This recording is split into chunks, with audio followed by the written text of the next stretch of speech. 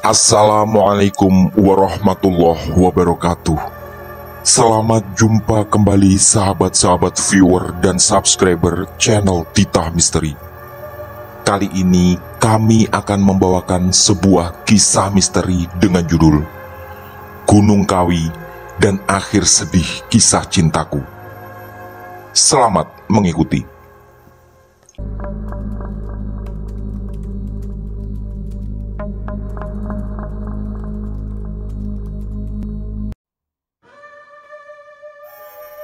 Jawa Timur 1986.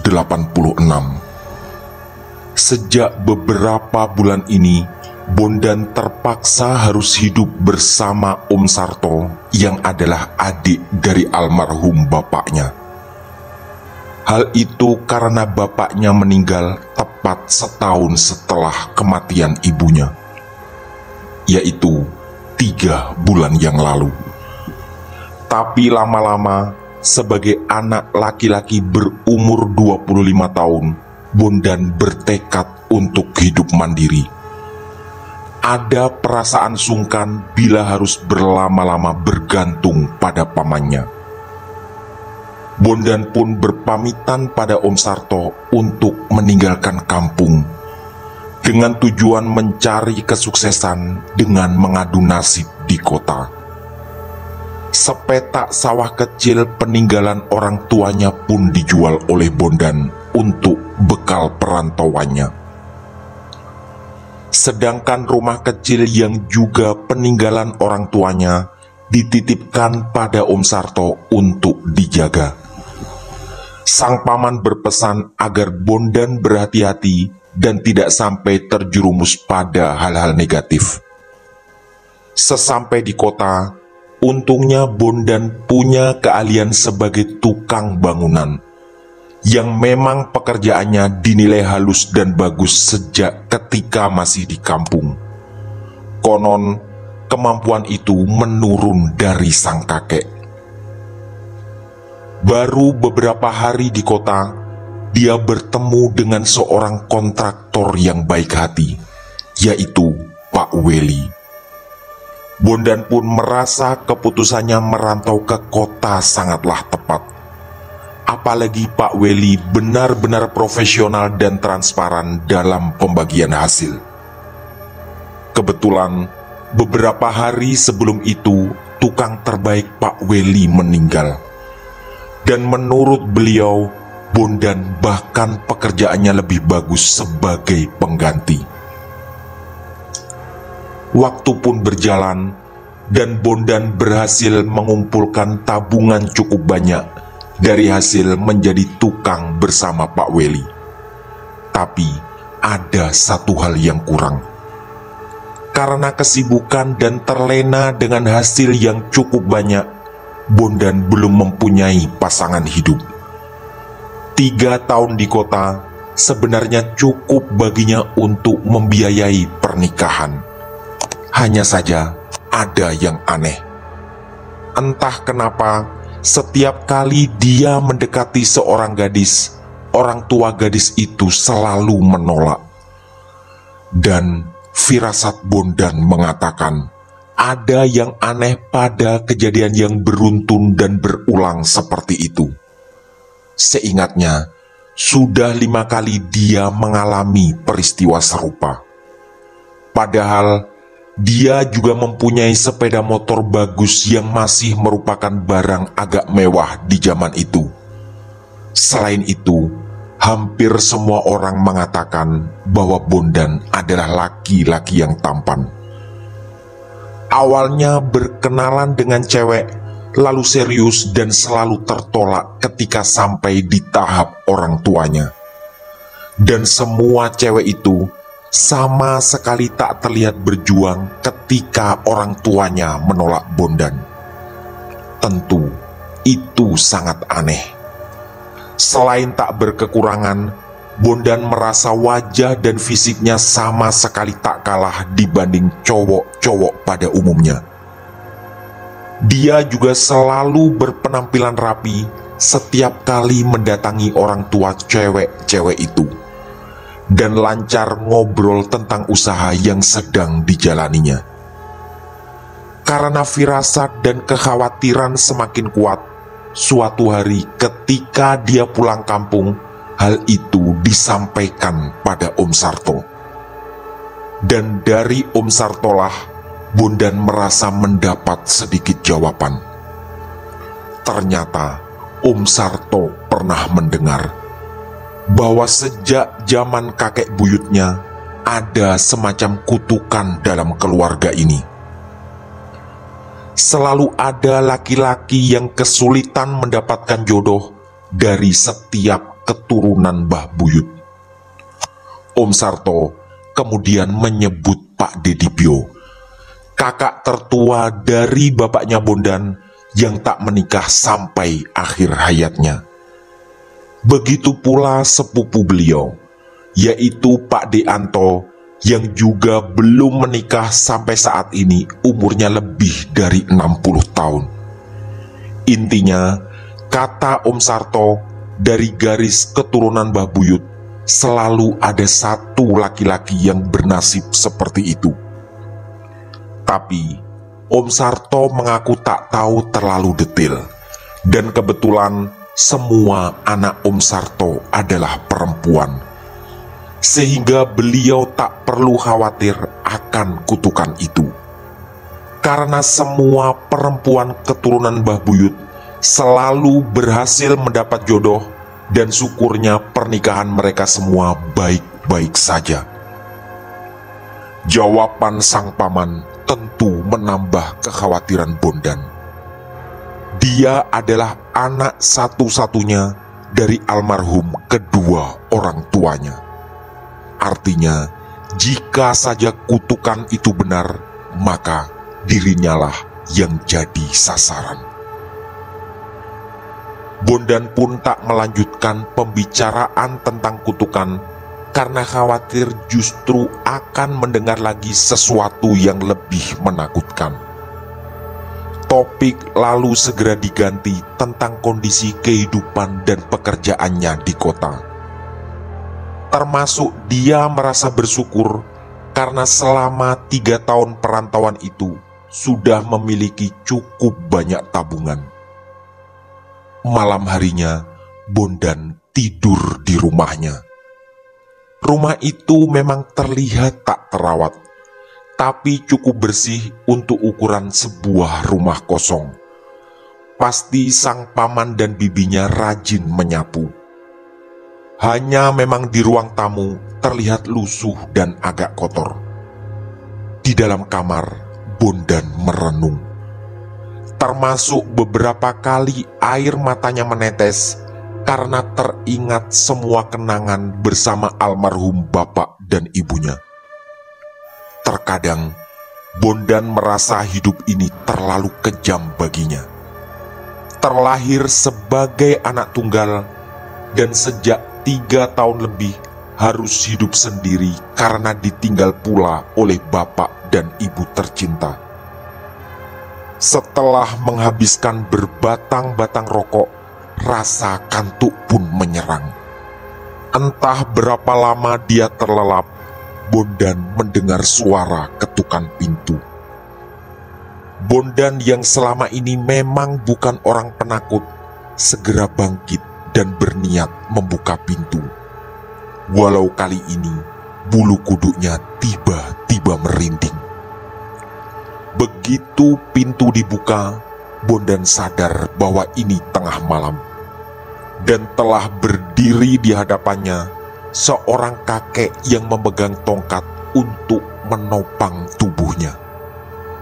Dengan sopan, Bondan pun mempersilahkan masuk. Sambil meminta maaf tak bisa menghidangkan apa-apa karena rumah ini kosong dan hanya sesekali dia tidur di sini. Sang kakek tua itu hanya tersenyum dan mengatakan bahwa dia tidak akan lama. Lalu dengan santai menyebutkan namanya, yaitu Mbah Benu, yang adalah kakek buyut Bondan. Bondan tentu terkejut. nama Mbah Benu memang pernah didengarnya, dan beliau adalah bapak dari almarhum kakeknya. Tapi melihat orangnya langsung baru kali ini. Kemudian Bondan tiba-tiba merasa dipukul oleh kesadaran bahwa Mbah Benu sudah meninggal bahkan sebelum dirinya lahir. Pasti ada yang tidak beres. Kakek tua itu seperti memahami kebingungan Bondan dan lalu mengulurkan sebuah cincin aki padanya, sambil memberi isyarat agar aki itu disimpan di saku bajunya. Bondan yang masih terjebak dalam pikiran yang belum mampu dipahami hanya menuruti dan lalu menerima aki itu. Tak ada kata-kata lagi yang diucapkan sosok Mbah Benu. Dia langsung berbalik dan keluar dari rumah itu, bahkan menutup sendiri pintunya dari luar, dan meninggalkan Bondan yang terpaku dalam kebingungan. Setelah beberapa detik, Bondan tersadar dan berniat mengejar kakek itu. Tapi mungkin dia terlambat. Setelah memeriksa ke segala arah, tak terlihat tanda-tanda keberadaan sosok Mbah Benu. Tiba-tiba, Bondan merasa terduduk di kursi ruang tamu yang lusuh. Di sini, dia dihantam banyak pertanyaan. Siapakah sosok tadi? Apakah sosok itu benar-benar Mbah Benu dan memang mendatanginya? Atau yang baru dialami hanyalah mimpi dan bunga tidur biasa? Jawaban sama sekali tak didapat dan bahkan ditambah oleh kebingungan lain. Karena begitu meraba saku, cincin aki itu ada di sana. Bondan makin terperangah. Ini pasti bukan mimpi, atau kalau memang mimpi, pasti bukanlah mimpi biasa. Angin yang terdengar berhembus di luar sempat membawa ketakutan. Tapi itu perlahan hilang karena Bondan segera sadar. Ini adalah rumah di mana dia lahir dan dibesarkan. Bondan memeriksa bungkus rokoknya dan masih ada beberapa batang. Itu cukup untuk menemani perenungannya sampai pagi tiba. Ketika mentari mulai melaksanakan tugas membagi sinar hangatnya, Bondan berniat segera pulang ke tempat kosnya di kota Malang. Dia memang tak ingin menceritakan kejadian aneh tadi malam pada Om Sarto. Dan dia berniat selalu menyimpan cincin aki pemberian sosok yang mengaku sebagai Mbah Benu, walau Bondan tak memahami apa maksudnya. Kampung Bondan memang cukup jauh dari Malang, yaitu di sebuah desa kecil di Kabupaten Tuban. Sesampai di Malang, Bondan langsung bertemu dengan Pak Weli dan membahas pekerjaan. Kesibukan cukup membantunya melupakan hal-hal aneh yang terjadi. Keseharian pun berjalan normal kembali, dan penampilan Bondan sedikit berubah dengan cincin aki melingkar di jari manis tangan kanannya. 3 hari kemudian, kebetulan sedang tidak ada pekerjaan. Ketika sedang menikmati kopi dan rokok di sebuah warung, entah kenapa mata Bondan tertuju pada cincin aki pemberian sosok Mbah Benu. Tiba-tiba, entah kebetulan atau tidak, dia teringat perjalanan cintanya yang selalu kandas. Dan seketika, seperti ada kekuatan yang mendadak datang dan menuntun dirinya pergi ke suatu arah. Bondan hanya mengikuti perasaannya. Semua keinginan untuk melawan ditepisnya kuat-kuat. Setelah membayar kopi, dia pun menghidupkan sepeda motornya. Dan setelah mengikuti nalurinya untuk terus jalan, perlahan dia sadar. Dia sedang mengarah ke Gunung Kawi yang terletak di perbatasan Malang dan Blitar. Bondan tetap tak melawan, walau dia kemudian teringat bahwa Gunung Kawi sangat kental dengan cerita tentang pesugihan. Setelah cukup lama, sepeda motor Bondan mogok. Dia baru ingat, bensinnya pasti sudah habis. Dan benar saja, saat mengecek tangki, bensinnya memang kosong. Bondan baru ingat bahwa tadi sebelum ke warung, dia sebenarnya berniat mengisi bensin. Jalanan ini sangatlah sepi. Tidak ada aspal, tapi cukup halus. Dan Bondan mulai sadar bahwa dia merasa seperti berada di sebuah areal hutan. Tak lama kemudian, melintaslah seorang gadis cantik sambil membawa sekeranjang sayuran. Sepertinya dia baru pulang dari sawah atau semacamnya. Dengan sopan, gadis itu menyapa. Dan Bondan makin terkesima karena selain sangat cantik, sang gadis bersuara merdu dan mendayu-dayu. "Sepeda motor saya mogok, Mbak." Begitu jawab Bondan setelah gadis itu bertanya. Sang gadis lalu mengajak Bondan ke rumahnya yang ternyata tak jauh dari tempat itu. Hanya melewati sebuah jalan tanah kecil yang kira-kira berjarak 200 meteran. Ternyata orang tua gadis itu berjualan bensin. Bondan pun mengisi bensinnya di sana. Lalu keluarlah seorang bapak tua yang adalah bapak dari gadis cantik tadi. Bondan dipersilahkan masuk dan diajak ngobrol di sana. Bapak itu mengaku bernama Pak Gondo, dan anaknya yang tadi bernama Windari. Bondan pun dengan sopan memperkenalkan namanya sambil mengaku sebagai pemuda yang berasal dari Tuban. Pak Gondo tersenyum, tapi wajahnya terlihat berubah serius bersamaan dengan kopi yang datang dihidangkan oleh Windari. Dan perkataan Pak Gondo berikutnya sangat mengejutkan. Pertama, dia bercerita bahwa Windari adalah anak satu-satunya. Dan tadi malam Pak Gondo bermimpi bahwa besok akan datang seorang pemuda dan itu adalah jodoh dari anaknya. Bondan tentu terbelalak. Alangkah anehnya jika dia harus menemukan jodoh secepat ini.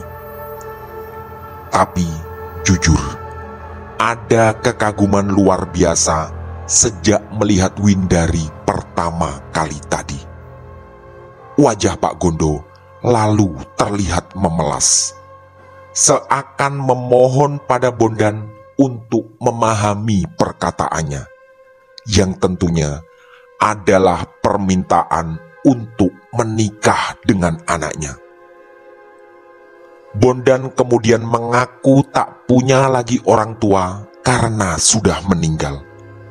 Tapi Pak Gondo tidak mempermasalahkan hal itu, dan lalu dengan jelas mengeluarkan kalimat permintaan agar Bondan mau menikahi putrinya. Ada kebingungan di hati Bondan, tapi dia lalu teringat perjalanan cinta yang selalu gagal, dan mungkin inilah jawabannya. Sekaligus dia juga sadar bahwa Windari jauh lebih cantik dibanding semua cewek yang dulu mau dilamarnya dan gagal. Wajah Pak Gondo terlihat penuh kesedihan ketika Bondan mengatakan ingin berdiskusi dengan pamannya terlebih dahulu. Kata Pak Gondo, pernikahan harus dilaksanakan hari ini juga, walau hanya acara kecil-kecilan. Nanti setelah mereka sah sebagai suami istri, baru Bondan diizinkan pulang ke Tuban memberitahu pamannya. Bondan lalu dengan sopan meminta waktu sejenak untuk berpikir. Dan otaknya kemudian menuntun untuk menerima tawaran dari Pak Gondo. Dan lagi, kesempatan sebagus ini mungkin tak akan datang dua kali. Singkat cerita, acara pun dipersiapkan. Bu Gondo terlihat sibuk mengumpulkan ayam-ayamnya untuk hidangan. Windari sendiri juga terlibat di dapur, yang segera penuh oleh ibu-ibu tetangga yang datang membantu. Di sini, Bondan merasa bisa menyimpulkan bahwa meski rumah Pak Gondo terlihat sederhana dan mungkin dia bukan orang kaya, tapi sangat dihormati para tetangga. Singkat cerita, malam itu Bondan dan Windari menikah. Dan pada satu momen menjelang malam pertama, Windari menatap tajam Bondan sambil mengucapkan sebuah permintaan. Mas, bersumpahlah tak akan ada wanita lain selain diriku dalam hidupmu.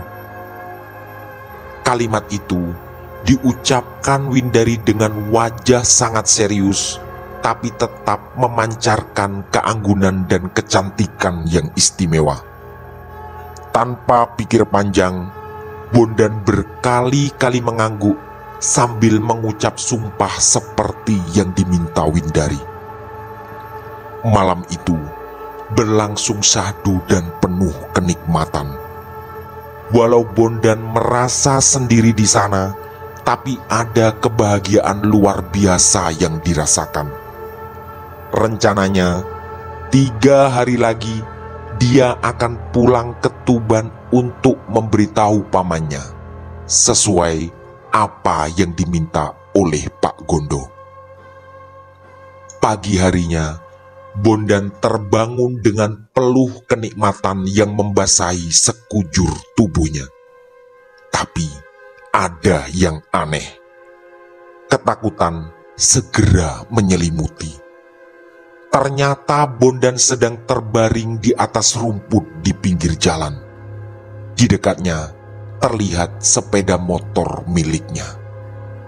Dia pun segera bangkit dan berjalan menuju sepeda motor.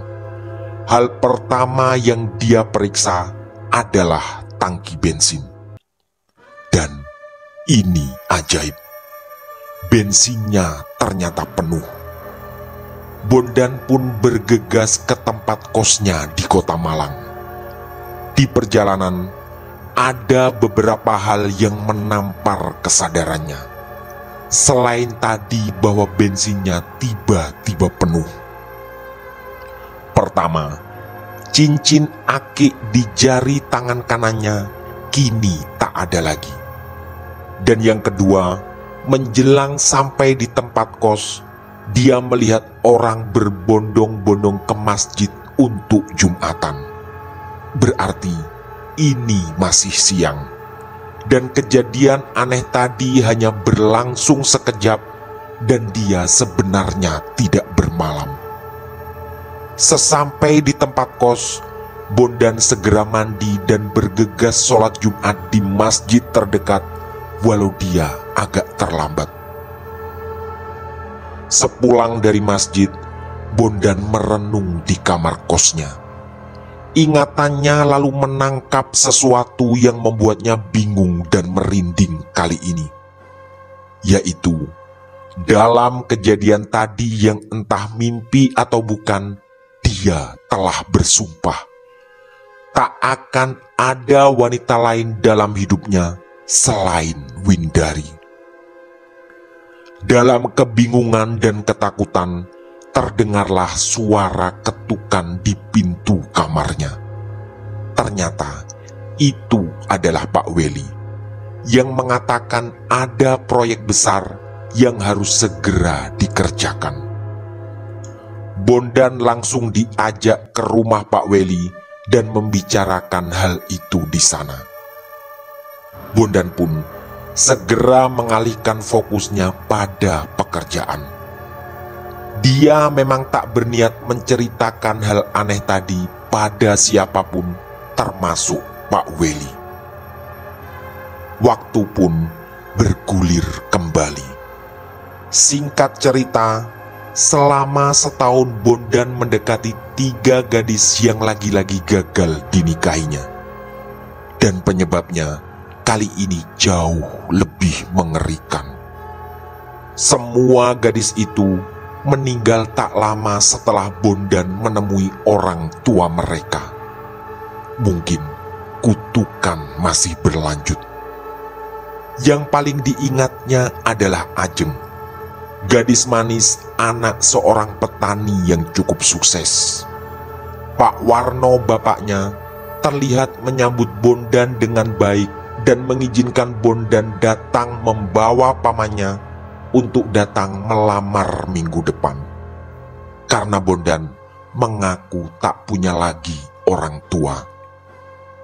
Tapi keesokan harinya, Budi mengabarkan bahwa Ajeng meninggal tadi malam karena kecelakaan ketika naik sepeda motor. Dia meninggal di tempat.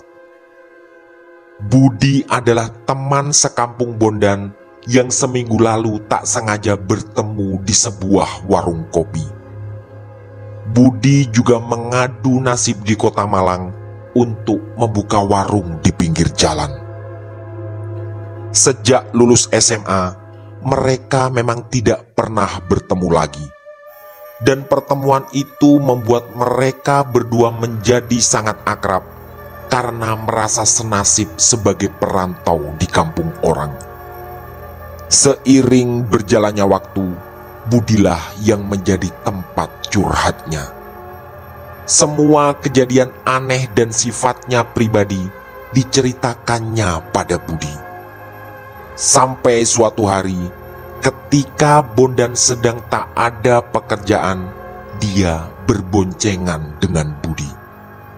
Kali ini, mereka mendatangi rumah seorang gadis yang ditemui Bondan minggu lalu. Tapi, ada yang unik. Kebetulan, gadis itu bernama Windari. Bondan sempat menceritakan kembali pada Budi peristiwa aneh yang dialaminya di kawasan Gunung Kawi, yaitu tentang Windari yang mungkin adalah makhluk gaib gunung itu. Sepulang dari rumah Windari, Budi yang juga belum menikah walau sudah cukup berumur sepakat dengan Bondan bahwa gadis itu memang sangat cantik dan pas menjadi istrinya. Tapi musibah terjadi. Ketika Bondan melaju kencang, sepeda motor yang mereka naiki bersenggolan dengan mobil dari arah berlawanan. Dan mereka pun terpental ke tengah jalan yang sedang cukup ramai. Untungnya, Budi selamat walau terluka cukup parah. Tuban, 2024.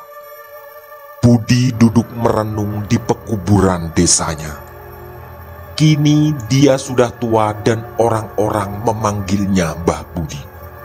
Dia mempunyai 2 anak dan 3 cucu. Air matanya berderai di dekat sebuah nisan lusuh yang bertuliskan nama Bondan sahabatnya. Ingatannya langsung melayang ke kejadian sekitar 35 tahun lalu. Dalam kecelakaan itu, Bondan meninggal di tempat. Entahlah, apakah itu berhubungan dengan rangkaian kejadian aneh yang pernah dialami sahabatnya itu. Tapi, ada satu hal yang diketahui Budi dan memang tak pernah disampaikan pada Bondan. Bahwa dulu, dia pernah mendengar cerita tentang Mbah Suroso yang adalah bapak dari Mbah Benu, kakek buyut dari Bondan. Dari kakeknya, Budi mendengar bahwa dulunya Mbah Suroso diduga kuat sebagai pelaku pesugihan Gunung Kawi. Konon, hartanya yang berlimpah habis tak bersisa di generasi Mbah Benu dan saudara-saudaranya.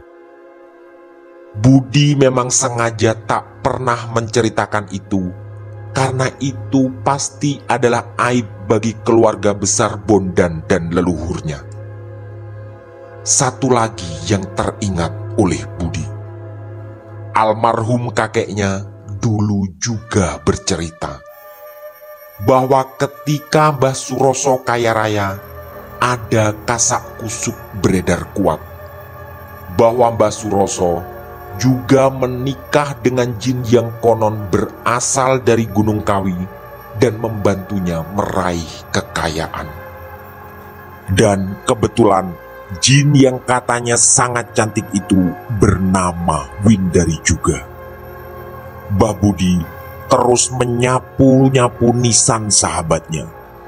Ada doa yang tertutur dari lisan dan diikuti pula oleh hatinya, agar Bondan sahabatnya tenang dan mendapat ampunan di alam sana. Satu yang sangat diyakini Mbah Budi, walau makhluk halus banyak di sekitar kita, tapi ketetapan tentang jodoh dan ajal adalah mutlak kewenangan yang maha kuasa. Tamat. Demikian kisah misteri dari kami, Gunung Kawi, dan akhir sedih kisah cintaku. Semoga kisah-kisah kami cukup menghibur sahabat-sahabat semua. Mohon maaf apabila terdapat kesalahan dalam pemilihan atau penuturan kata. Kami dari tim Titah Misteri mengucapkan terima kasih. Dan wassalamualaikum warahmatullahi wabarakatuh. Pesan saya, jangan bercermin sendirian di tengah malam. Sampai jumpa.